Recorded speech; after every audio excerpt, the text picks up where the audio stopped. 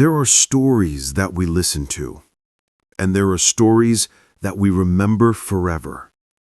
The story of Andy Dufresne, the man who escaped from Shawshank Prison, is one of those stories. One cold morning, the guards walked through the dark prison hall as usual.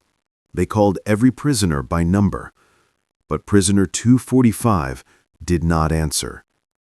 The warden became angry and opened the cell door. Then he stopped. The cell was empty. No man, no sound, no sign of escape. He pulled down a poster on the wall. Behind it, he saw a hole. A long, dark tunnel.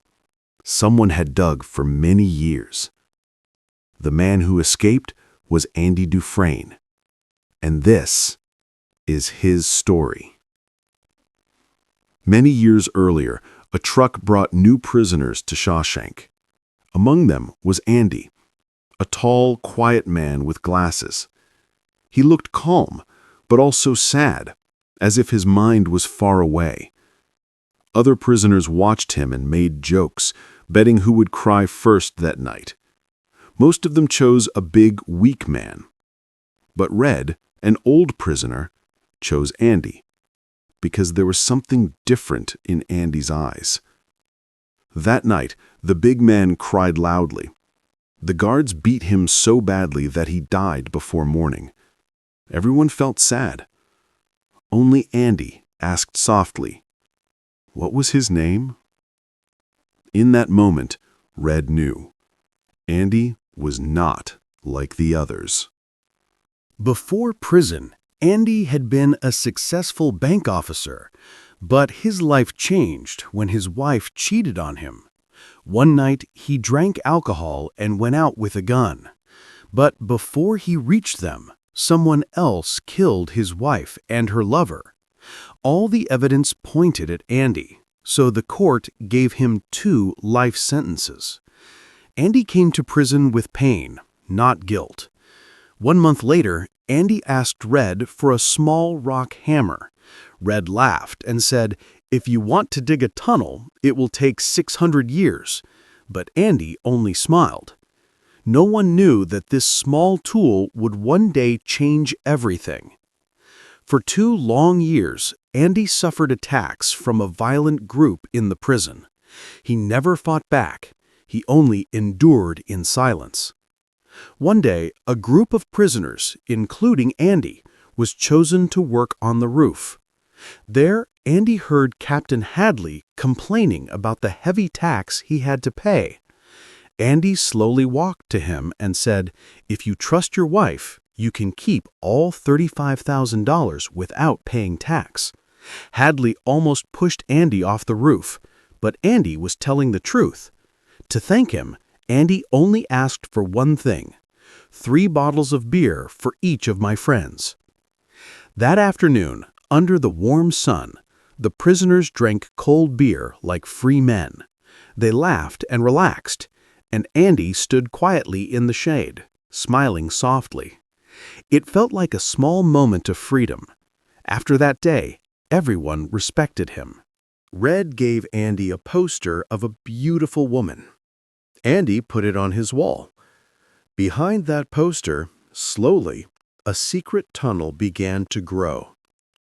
Because of his banking skills, Andy soon worked for the warden, helping him hide money earned from illegal work. Andy asked for something in return: a better library for the prisoners. He wrote 1 letter every week. 1 week passed, then 1 month, then 1 year. After 6 years, new books arrived. A music player arrived. Andy started teaching prisoners how to read and write. He wanted them to feel hope again. One day, Andy found a beautiful opera record. He locked the door of the broadcasting room and played the music for the whole prison. Soft, beautiful voices filled the air. All the prisoners stopped what they were doing.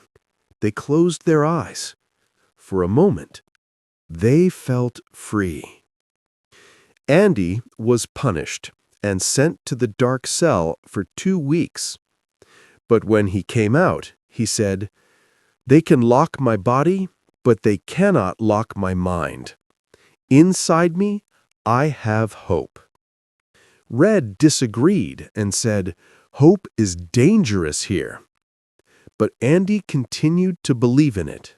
A young prisoner named Tommy came to Shawshank.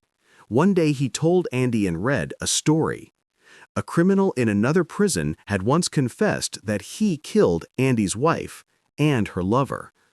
Andy felt new hope and asked the warden to reopen his case. But the warden refused because Andy was important for his money laundering scheme. To keep the secret safe, the warden ordered the guards to kill Tommy. And they did. Andy was heartbroken. His last hope disappeared.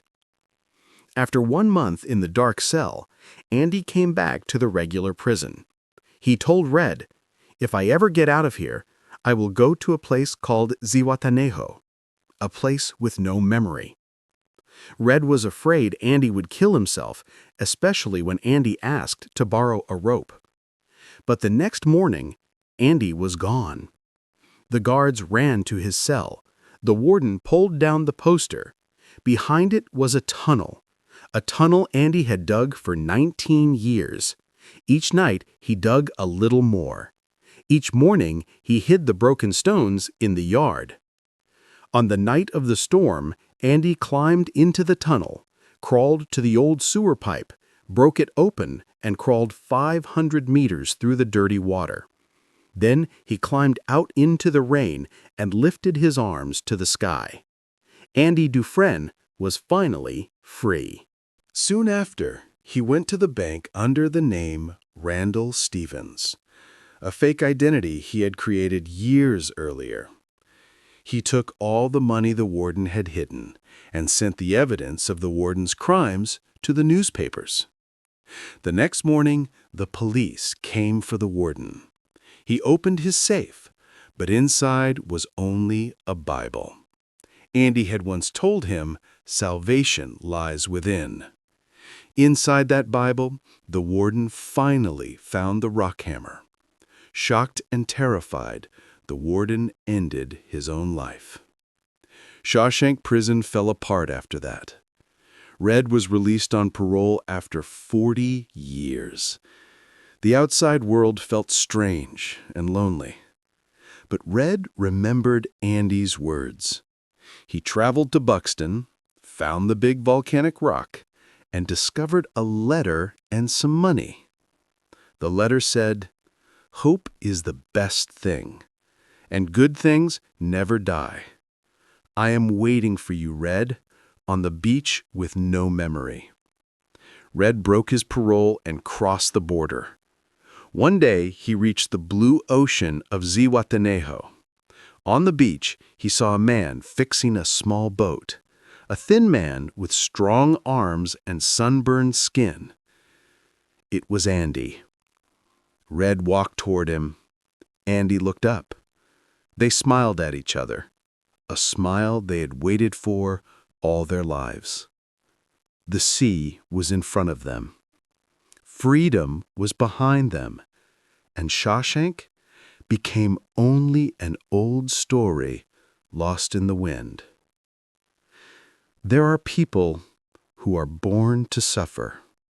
There are people who try to fight fate, but a few people are born to win against it.